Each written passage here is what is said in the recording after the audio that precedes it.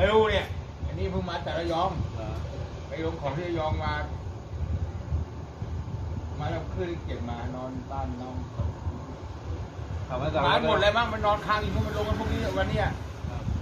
ขับมาจากระยองคนเดียวเหรอเนี่ย เขาขายคันมันมาขึ้นเมื่อวานไง อ๋อ ลงก่อน ครับผม ไอ้น้องมันหลานขึ้นเมื่อวานมันลงก่อนมันรีบมาขึ้นทัน